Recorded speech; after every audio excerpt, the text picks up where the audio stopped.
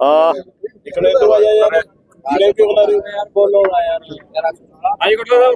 करिए।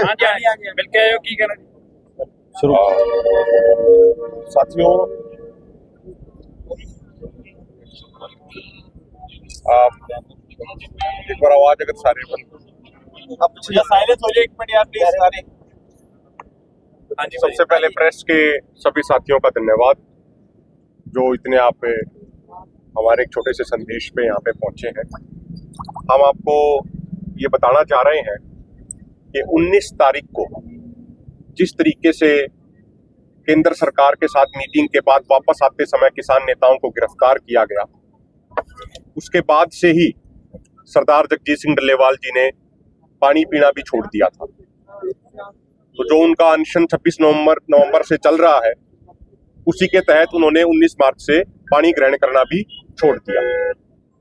उसके बाद सरदार जगजीत सिंह डल्लेवाल जी की हालत लगातार बिगड़ रही थी। सरदार जगजीत सिंह डल्लेवाल जी ने स्पष्ट कर दिया कि जब तक गिरफ्तार किए गए सभी किसानों को, किसान नेताओं को रिहा नहीं किया जाएगा, तब तक मैं पानी की एक बूंद भी ग्रहण नहीं करूंगा। तो जिस तरीके से डल्लेवाल साहब की हालत बहुत नाजुक हो गई, तो आज सुबह लगभग 2:30 बजे के आसपास सभी किसानों को, किसान नेताओं को तमाम जेलों से रिहा किया गया। हमारे 1,500 से अधिक किसानों को गिरफ्तार किया गया था, जेलों में भेजा गया था, और कल रात तक 280 किसान साथी जेलों के अंदर थे, आज जिनको सबको सुबह अभी रिहा किया गया है। साथियों, हम ये एक बात कहना चाह रहे हैं कि ये शायद भारत के इतिहास में पहली बार हुआ होगा कि सरकारें बातचीत करने के लिए किसान नेताओं को बुलाएं और बातचीत के बाद किसान नेताओं को गिरफ्तार कर लें। ये सामाजिक तौर पे तो गलत है ही है, ये नैतिक तौर पे भी और एथिकल तौर पे भी गलत है कि इस तरीके से बुला के किसी को गिरफ्तार कर लेना। अगर सरकारें ये सोचती हैं कि वो किसानों को जेलों की ऊंची ऊंची दीवारों में बंद करके उनकी आवाज को दबा देंगी, तो ये उनकी गलतफहमी है। जेलों के डर से या जेलों की चिंता करके ना तो किसानों की आवाज दबाई जा सकती है, ना किसान झुकाए जा सकते हैं, ना किसान पीछे हटाए जा सकते हैं। किसान अपने हक और अधिकार की लड़ाई इसी तरीके से मजबूती से आगे जारी रखेंगे। हम एक चीज ये भी स्पष्ट करना चाहते हैं कि हमारा आंदोलन, जो हमारी लड़ाई चल रही है एमएसपी गारंटी कानून समेत हमारी तमाम 13 मांगों पे, वो लड़ाई, वो हमारी मुहिम, वो हमारा आंदोलन जारी रहेगा।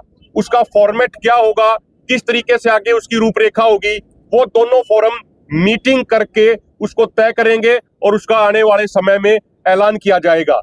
हम सारे किसान साथियों की तरफ से एक बात कहना चाह रहे हैं कि इस तरीके से पुलिसिया दमन किसानों के हौसलों को तोड़ नहीं सकता, और किसान समाज की लड़ाई लड़ते हुए अगर सैकड़ों बार इसी तरीके से जेल जाना पड़ेगा, तो हमारे दोनों फोरमों के नेता जेल जाने को तैयार हैं।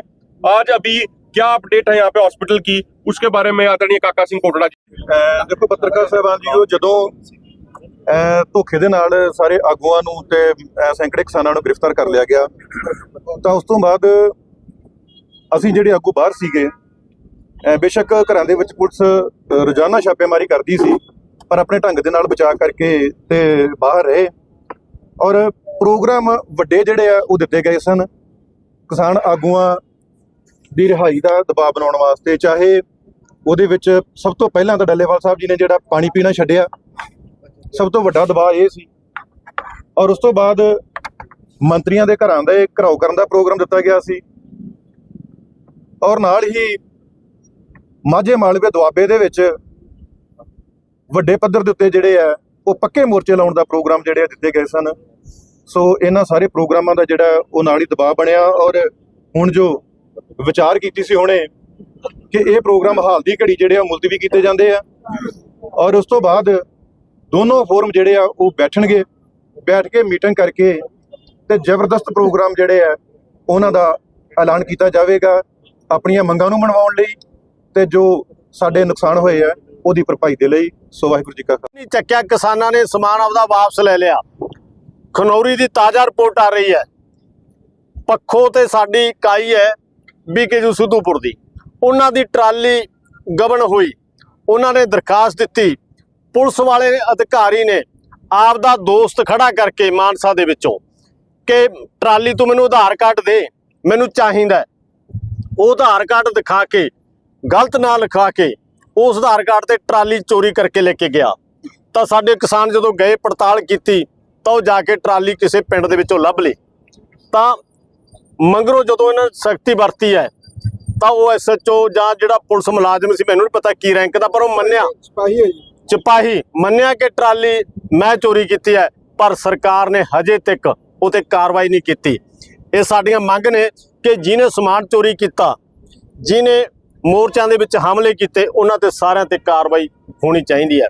ਤਾਂ ਉਹ ਵੀ ਇੱਕ ਸ਼ਾਮਲ ਹੈ ਵਿੱਚ, ਜਿਹੜਾ ਸਾਡੀ ਜਿਹੜੇ ਇਹ ਕਹਿ ਰਹੇ ਆ, ਇੱਕ ਸਾਫ਼ ਆ ਗਈ ਗੱਲ, ਜਿਹੜੇ ਕਹਿੰਦੇ ਵੀ ਕਿਸਾਨਾਂ ਨੇ ਆਪਦਾ ਸਮਾਨ ਵਾਪਸ ਲੈ ਲਿਆ, ਤੇ ਉਹ ਸਾਫ਼ ਇੱਕ ਤਸਵੀਰ ਆ ਗਈ ਕਿ ਸ਼ੰਭੂ ਤੋਂ ਵੀ ਟਰੈਕਟਰ ਚੋਰੀ ਹੋਈਆਂ, ਖਨੌਰੀ ਤੋਂ ਵੀ ਹੋਈਆਂ, ਅਨੇਕਾਂ ਸਮਾਨ ਹੈ ਜਿਹੜਾ ਉਹ ਹੋਇਆ। ਪਰ ਸੋਡੇ ਮਾਧਿਅਮ ਰਾਹੀਂ ਅਸੀਂ ਕਿਸਾਨਾਂ ਦੇ ਸਾਥ ਦੇ ਨਾਲ ਵਾਅਦਾ ਕਰਦੇ ਹਾਂ, ਇੱਕ ਵੀ ਚੀਜ਼ ਇਹਨਾਂ ਨੂੰ ਡੱਬੀ ਦੇ ਵੀ ਨਹੀਂ ਛੱਡਣ ਦੇਵਾਂਗੇ, ਭਾਵੇਂ ਸਾਨੂੰ ਕੁਰਬਾਨੀ ਕਿੰਨੀ ਵੀ ਦੇਣੀ ਪਵੇ, ਇੱਕ ਇੱਕ ਪੈਸਾ ਇਹਨਾਂ ਤੋਂ ਵਸੂਲਾਂਗੇ। ਇਹ ਸਾਨੂੰ ਵਿਸ਼ਵਾਸ ਹੈ ਪੰਜਾਬ ਦੇ ਲੋਕਾਂ ਤੇ, ਭਾਰਤ ਦੇ ਲੋਕਾਂ ਤੇ। ਜਿੰਨਾ ਸਾਡਾ ਫਰਿੱਜ ਚੋਰੀ ਕਰ ਲਈ, ਟਰੈਕਟਰ ਚੋਰੀ ਕਰ ਲਈ, ਟਰਾਲੀ ਚੋਰੀ ਕਰ ਲਈ, ਸਾਡੇ ਬਜ਼ੁਰਗਾਂ ਦੀਆਂ ਲੱਤਾਂ ਬਾਹਾਂ ਤੋੜ ਲੀਆਂ, ਇੱਕ ਇੱਕ ਪੈਸੇ ਦਾ ਹਿਸਾਬ ਲਵਾਂਗੇ। ਇਹ ਤੁਹਾਡੇ ਰਾਹੀਂ ਅਸੀਂ ਉਹਨਾਂ ਨੂੰ ਸਰਿਆ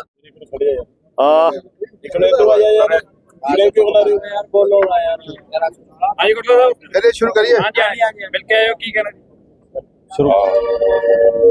साथियों, आप एक बार आवाज अगर सारे साइलेंस हो जाए, एक मिनट यार प्लीज सारे। सबसे पहले प्रेस के सभी साथियों का धन्यवाद जो इतने आप हमारे एक छोटे से संदेश पे यहाँ पे पहुंचे हैं। हम आपको ये बताना चाह रहे हैं कि 19 तारीख को जिस तरीके से केंद्र सरकार के साथ मीटिंग के बाद वापस आते समय किसान नेताओं को गिरफ्तार किया गया, उसके बाद से ही सरदार जगजीत सिंह डल्लेवाल जी ने पानी पीना भी छोड़ दिया था। तो जो उनका अनशन 26 नवंबर से चल रहा है, उसी के तहत उन्होंने 19 मार्च से पानी ग्रहण करना भी छोड़ दिया। उसके बाद सरदार जगजीत सिंह डल्लेवाल जी की हालत लगातार बिगड़ रही थी। सरदार जगजीत सिंह डल्लेवाल जी ने यह स्पष्ट कर दिया कि जब तक गिरफ्तार किए गए सभी किसानों को, किसान नेताओं को रिहा नहीं किया जाएगा, तब तक मैं पानी की एक बूंद भी ग्रहण नहीं करूंगा।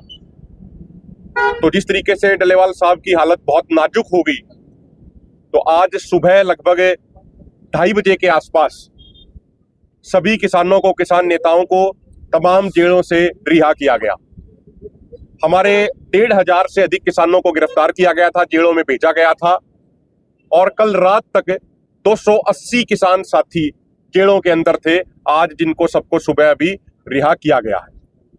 साथियों, हम ये एक बात कहना चाह रहे हैं कि ये शायद भारत के इतिहास में पहली बार हुआ होगा कि सरकारें बातचीत करने के लिए किसान नेताओं को बुलाएं और बातचीत के बाद किसान नेताओं को गिरफ्तार कर लें।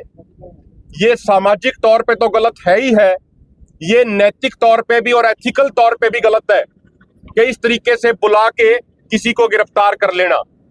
अगर सरकारें ये सोचती हैं कि वो किसानों को जेलों की ऊंची ऊंची दीवारों में बंद करके उनकी आवाज को दबा देंगी, तो ये उनकी गलतफहमी है।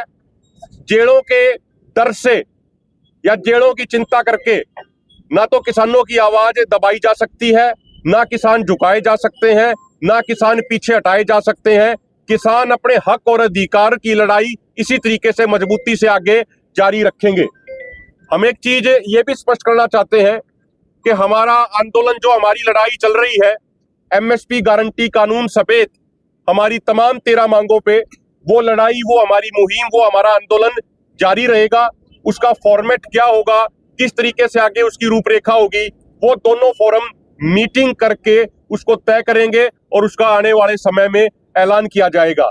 हम सारे किसान साथियों की तरफ से एक बात कहना चाह रहे हैं कि इस तरीके से पुलिसिया दमन किसानों के हौसलों को तोड़ नहीं सकता, और किसान समाज की लड़ाई लड़ते हुए अगर सैकड़ों बार इसी तरीके से जेल जाना पड़ेगा तो हमारे दोनों फोरमों के नेता जेल जाने को तैयार हैं।